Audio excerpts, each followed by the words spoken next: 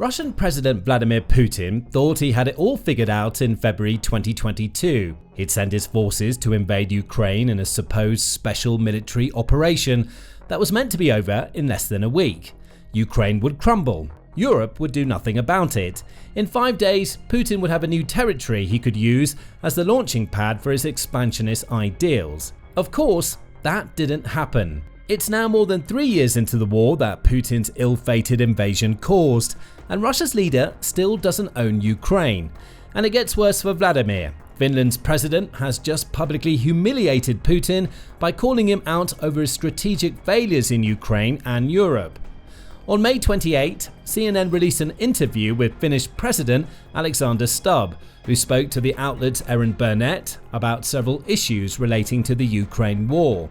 During the interview, the first thing Stubb highlighted was just how catastrophic the death count has been in the Ukraine war due to Putin's tactical failure. Burnett first asked Stubb what he thought about Trump's recent comment that Putin has gone crazy. Those comments came following Russia's massive drone strikes against Ukraine that ran between May 23 and May 25, culminating in Russia sending a staggering 355 drones along with 9 missiles on Sunday. By the end of the weekend, 13 Ukrainian civilians had been killed, with dozens more being injured in a strike that seemed to run counter to everything Putin has claimed about wanting peace. Trump was livid. All the US president could say was that something has happened to Russia's leader that makes him a very different man from the one Trump thought he could talk into peace. He's gone absolutely crazy, claimed Trump before lambasting Putin for needlessly killing a lot of people. Burnett asked Stubb if he agreed with Trump's assessment, leading him to bring up the Ukraine's war's death count. I've been speaking with President Trump on numerous occasions, and I think there's always a strategy behind what Putin does, and that strategy is a strategy of delay. And while we're speaking, he continues his war of aggression in Ukraine, and we're talking about at least 5,000 dead or wounded soldiers per day. Stubb appears to have misspoken here, as Trump has previously claimed that Russian and Ukrainian soldiers are dying at a rate of about 5,000 per week.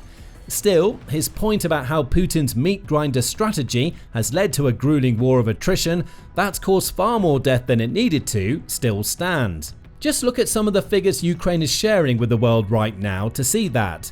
On May 28, Ukraine reported that Russia lost 1,050 soldiers to death, injury or capture in a single day, along with 18 of its artillery systems, 4 tanks and 2 armoured vehicles.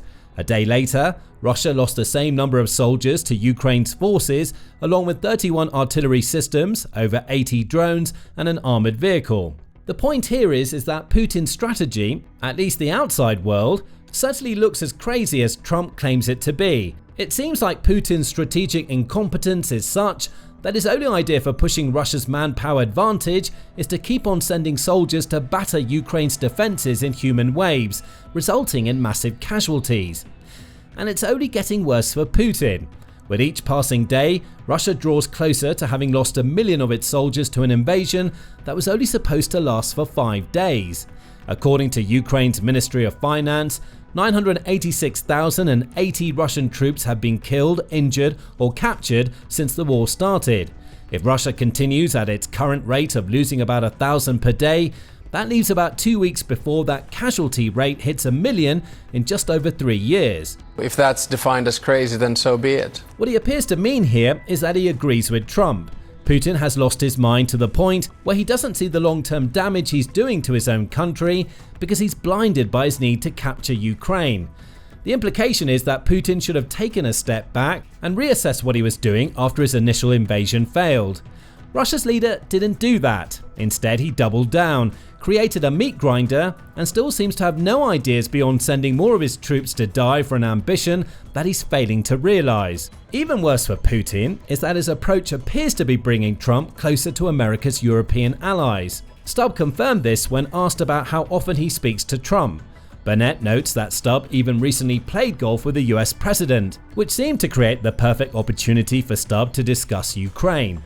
Stubb also sat next to Trump at Pope Francis's funeral, suggesting that there's a budding relationship between the two that might never have developed were it not for Putin's actions. You know, I've had the opportunity to obviously meet him on a few occasions and then speak over the phone fairly regularly. And, you know, it's normal diplomatic exchanges of ideas. And I'm glad that I can do that because, as you understand, I come from a small country. And whenever the president of a small country is able to speak with the president of the United States, it's a good part of our diplomacy. Again, Stubb is sending a subtle message to Putin.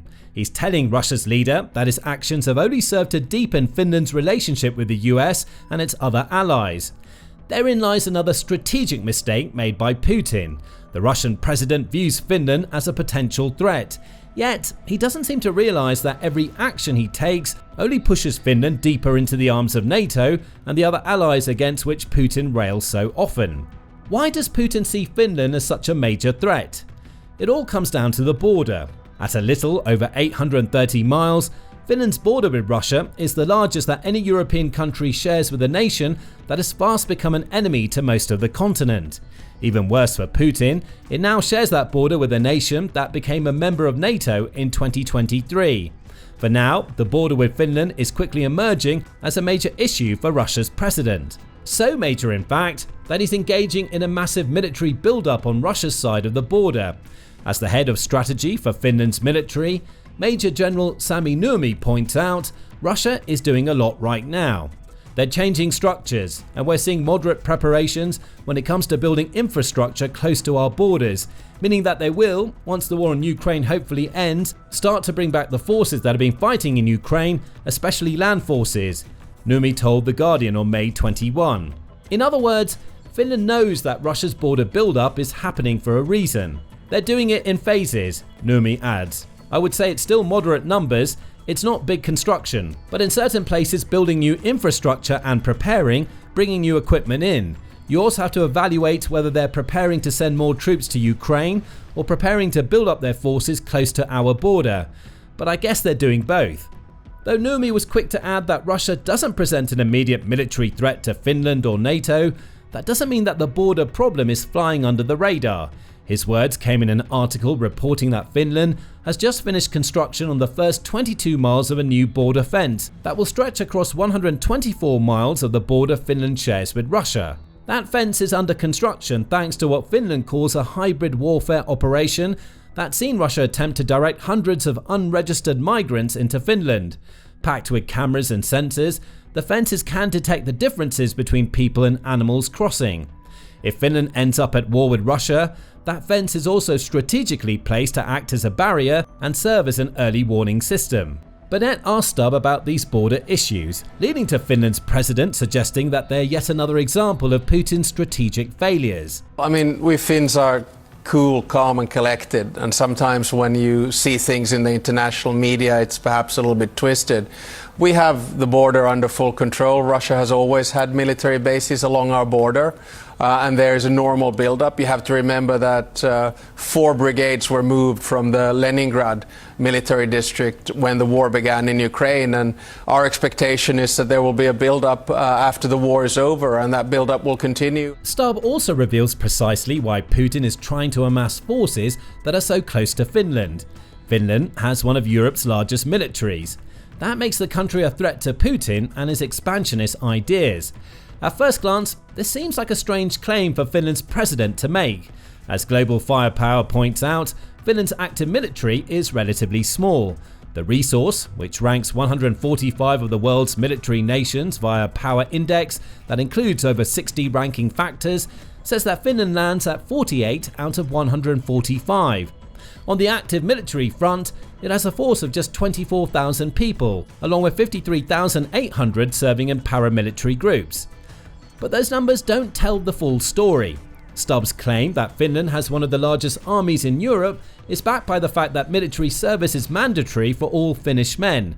That gives the country a massive reserve force of 870,000 people upon which it can call if needed. So, Finland's active military may not be much of a threat to Russia given its massive manpower, but throw the reserves into the mix and Putin has a real reason to worry. Stubb knows this, and he highlights that fact when speaking to CNN. We have one of the largest militaries in Europe, together with Turkey, Ukraine and Poland, and on top of that we have just doubled NATO's borders. Stubb isn't wrong. Finland joining NATO in 2023 created even more problems for Putin, because it essentially means that any war he might start with a NATO member now has to be fought across a larger front than he'd previously anticipated. That point will come back into focus shortly. Back to Finland's military. Stubb further elaborates to CNN. We have obligatory military service, 900,000 men and women who've done it. We have over 60 F-18s. We just bought 64 F-35s. We have the largest artillery in Europe together with Poland. And as I keep on saying, we don't have it because we're worried about Sweden. We have it because we want to create a deterrent against Russia. None of this means that Finland would be capable of defeating Russia on its own. Even if it calls up all of its reserves, Finland's military would still be smaller than a Russian army that has 1.32 million active personnel and around 2 million reserves. But Stubb isn't saying that Finland would win the fight alone. He's saying that it has enough of a force to hold Putin's troops up and cause serious damage to an already depleted Russian army, as Finland awaits help from its allies. And that leads to the huge strategic mistake that Stubb says Putin has made. Everything that Russia's leader has done in Ukraine has only caused the nations that he hoped to focus on next to band closer together. Nowhere is that more evident than in something mentioned several times already: Finland's decision to join NATO. Finland has long had an awkward history with Russia, much of which started during World War II. In the war, the former Soviet Union invaded Finland, essentially pushing Finland to ally with Germany to push the Russians back out. Of course, that wasn't the smartest decision in the world, as Finland essentially swapped one occupier for another. But when World War II ended, the Soviet Union ended up claiming 10% of Finland's territory. Around 400,000 people, accounting for 11% of Finland's people, were forced to relocate, with Finland also having to pay the Soviet Union around $300 million in war indemnities. That amounts to over $5 billion today. Following this, Finland signed an agreement of friendship, cooperation and mutual assistance with Russia in 1948. That agreement partially isolated Finland from the rest of Europe while forcing a sense of neutrality and dependence on the Soviet Union. When the Soviet Union collapsed, that agreement went with it. But even then, Finland tried to remain as neutral as it possibly could. It built relationships with Western Europe while maintaining diplomatic ties with Russia, with Finland's neutrality being such that even as recently as 20% of Finns wanted to join NATO in 2020. So what changed? The simple answer is that Putin made the massive strategic mistake of invading Ukraine while partially blaming Ukraine's desire to join NATO for his decision. CNN points out that even Trump has highlighted this as a cause for the Ukraine war, stating in February, "I believe that's the reason the war started, because Biden went out and said that they could join NATO, and he shouldn't have said that." Of course, there are other reasons. Putin doesn't believe Ukraine should exist as a sovereign nation, and it's no coincidence that the areas of Ukraine he focuses on also happen to be home to the majority of the country's massive mineral deposits. Still, the point stands. Ukraine's desire to join NATO was an issue, and therein lay one more of Putin's massive mistakes, as Stubb explains to CNN. I don't think Finland would have joined NATO had not Putin attacked Ukraine. And of course, Finland and Ukraine are a different kettle of fish, and we have a very different history. That may be the case in some respects. However, there are plenty of parallels to draw between Ukraine and Finland. Both have found themselves under the Soviet yoke at various points in their history. Both also share borders with Russia, which clearly made Ukraine a target and could mean the same for Finland. Many in Finland likely saw what happened to Ukraine as a sign of things to come for their own nation. And the proof comes from the statistics. Mentioned earlier was that only 20% of Finns wanted to join NATO back in 2020. Fast forward to today, and a staggering 80% of Finnish people backed the country's membership to the alliance. That represents a massive turnaround, signalling that Putin's decision to invade Ukraine created an entire cultural shift in Finland. Neutrality was off the table. Most of the country now believes that it's preparing for war. And that leads to perhaps the most significant error that Stubb claimed on CNN that Putin made. He massively underestimated his enemy while overestimating himself. I think actually Putin made one of the biggest strategic and tactical mistakes in recent military history. He underestimated the power of the Ukrainian army, he overestimated his own army, and he underestimated the resolve of the unity of the West. That final point is key. Since Putin invaded Ukraine, the European Union, or EU alone, has provided Ukraine with $158 billion of financial, military, humanitarian and refugee assistance. That's without mentioning the many billions more that have been donated by countries that aren't EU members, such as the UK and the US. All Putin succeeded in doing was creating a more unified force to stand against him. That's evident in Finland's decision to join NATO, which Stubb himself says would likely never have happened were it not for Putin's invasion. But this creation of unity has occurred across the board, as he observed on CNN. He was trying to make Ukraine Russian. Well, it became European. He tried to split the European Union. I've never seen it more united. He tried to split the transatlantic partnership and especially NATO. And he ended up with neutral Sweden and Finland joining NATO. So you could perhaps argue that whatever he made was a colossal mistake. What Putin made, much to his own surprise, was a more unified force against Russia than he ever anticipated. This returns to the point raised in the introduction. Russia's invasion of Ukraine was supposed to be quick and easy. Therein lies the underestimation Stubb mentions. It was also meant to wreak havoc in Europe once it was completed. With Russia controlling Ukraine, it would extend its border to the point where it could threaten the Baltic states and Poland, all of which used to be under Soviet control, along with several other Central European countries. Instead, Putin's forces are mired in Ukraine that's still receiving heavy support from the rest of Europe. As if to prove Stubb's point, Europe just announced its 17th package of sanctions against Russia on May 20, and there's already talk of an 18th package in the works.